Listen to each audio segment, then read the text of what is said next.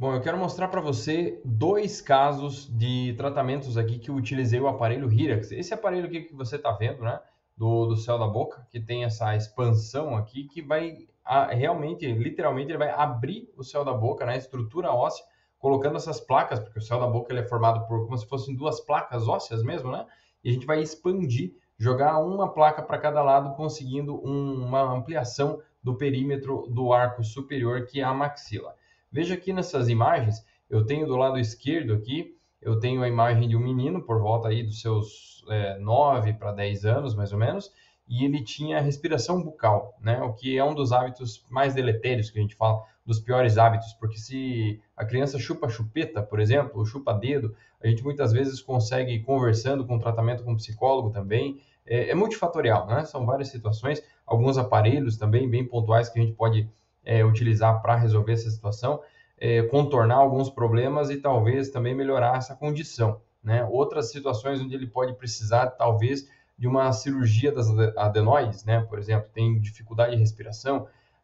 No caso aqui, era a respiração bucal realmente, a gente precisava utilizar esse aparelho no céu da boca. E do lado direito, a gente tem o caso de uma mordida aberta, onde a menina chupava dedo mesmo, né? Uma moça já, seus 12 anos mais ou menos, e ela ainda tinha o hábito de chupar dedo. Então, isso acabou levando a um cruzamento da mordida na estrutura lá da parte posterior dos molares, né? Dos dentes da mastigação, e ela nos procurou aí para resolver essa parte, principalmente da parte estética, né? Isso que incomodava mais ela, né? Dando sequência aqui, a gente vai notar aqui a forma como os aparelhos são instalados. Note que eles têm uma leve diferença de um modelo para outro, porque do lado esquerdo, na boca do menino, né, em questão, ele não tinha todos os dentes permanentes, ele ainda tinha alguns dentes de leite, né? Então eu não optei pela instalação das bandas. As bandas são aqueles anéis metálicos que dão a volta nos dentes, e você pode perceber que nos molares a gente utilizou essas bandas, né? E elas dão a volta nos molares justamente para dar uma sustentação, né? Uma ancoragem maior nessa região. Na região dos caninos, a gente optou por fazer um arco apenas aqui, e o travamento na parte lingual, na parte palatina, na parte de dentro do céu da boca, dos dentes superiores, a gente fez com uma resina, uma massinha que vai colada ali para ajudar nesse posicionamento, porque senão ele fica travado só nos dois últimos dentes, e pode ser que, à medida em que a gente vai avançando com a expansão desse aparelho, o aparelho tenda a escapar da boca, o que acaba acontecendo em alguns casos, como nesse aqui, que, né, de fato acabou acontecendo. Se você notar ali, ele até escapou um pouquinho, né, do lado direito do paciente, olhando aqui, a banda está mais bem posicionada, do lado esquerdo nem tanto. E no lado da menina, a gente já tem o aparelho bem aberto, né? E já consegue observar, inclusive, a abertura da sutura palatina, esse espacinho entre os dentes, né, centrais.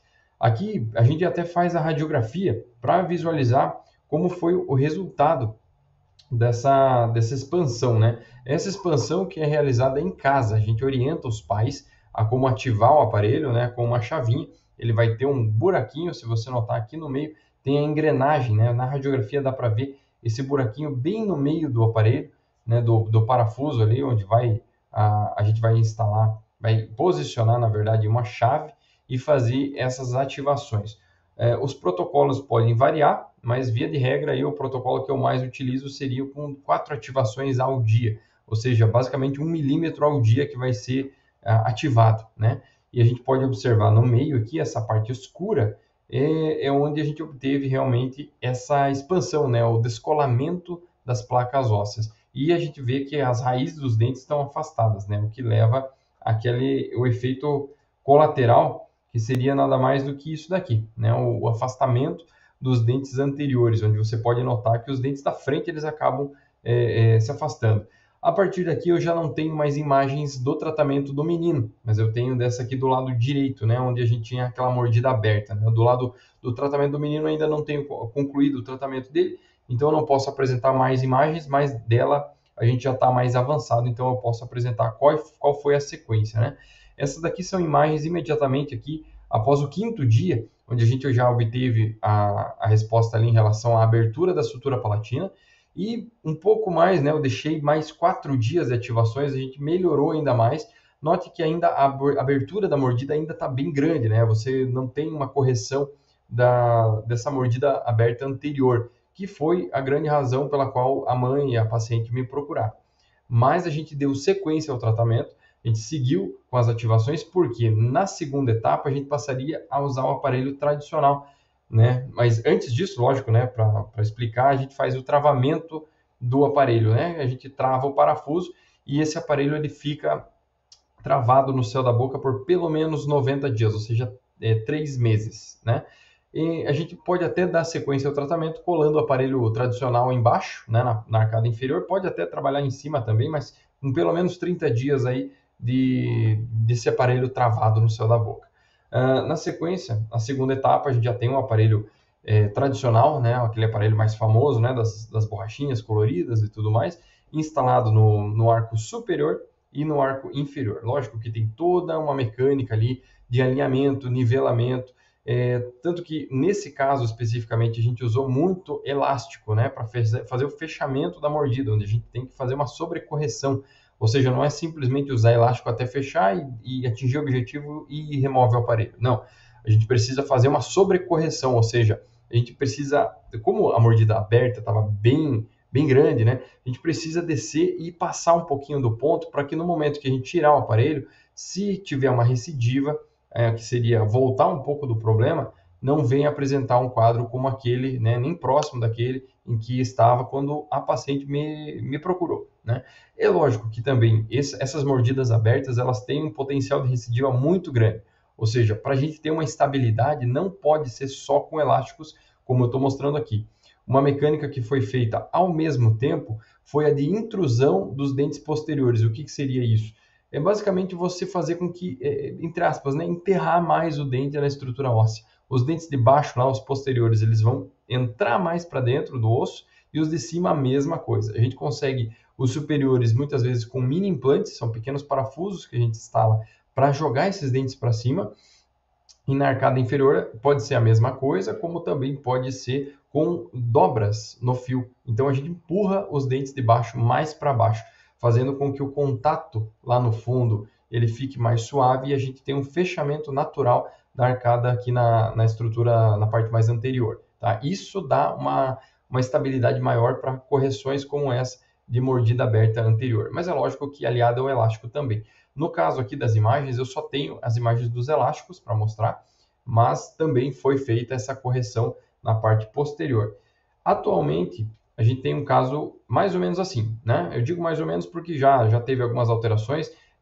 Você pode notar aqui do lado esquerdo ali, o canino não está exatamente bem encaixado, o lado oposto, o lado direito da paciente, o lado esquerdo de quem olha aqui, a gente pode observar que está até mais bem engrenada a mordida. Tivemos aqui uma pequena recessão gengival no dente inferior esquerdo, aqui nesse incisivo central, né? Mas isso tudo vai ser corrigido com o passar do tempo. A gente deixou até amarrado aqui os dentes anteriores na parte superior, porque ela ainda está utilizando alguns elásticos, dessa vez para corrigir o posicionamento dos molares. Então, são vários aspectos que precisam ser trabalhados ao mesmo tempo, muitas vezes, para a gente chegar muito próximo do resultado planejado no início do tratamento. Cada caso é um caso, a gente precisa observar detalhes, né?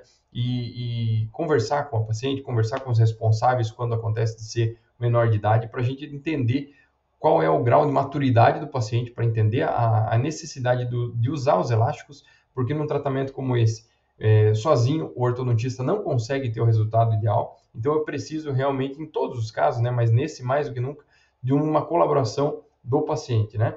E aqui eu tenho um paralelo aí, né? Um caso, as imagens, né? Para você ter uma noção do antes e depois, ainda durante, né, o tratamento, ainda tem muitas coisas para a gente corrigir, correção aí dos molares, né, dos dentes da mastigação, correção dos caninos, correção desse incisivo, dá para a gente dar um torque, melhorar essa posição para corrigir essa recessão gengival.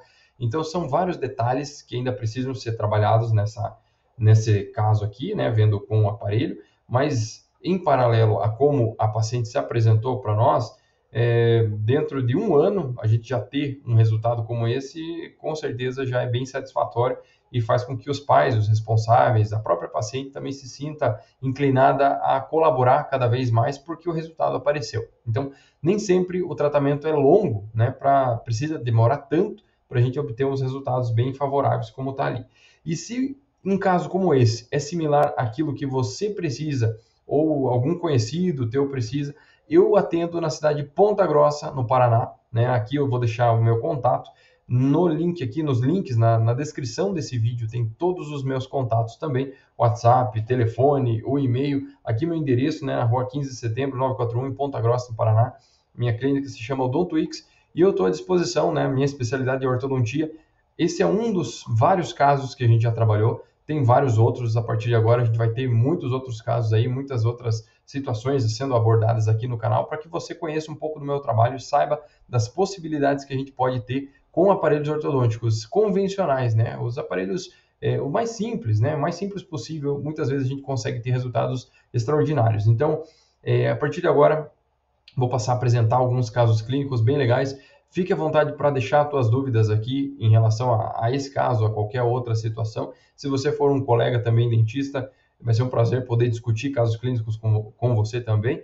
E é isso. Por hoje, não se esqueça de se inscrever nesse canal, deixar o like, fazer ele crescer. E eu estou à disposição aí para te ajudar a tirar as dúvidas e também te atender se for o caso. Até a próxima.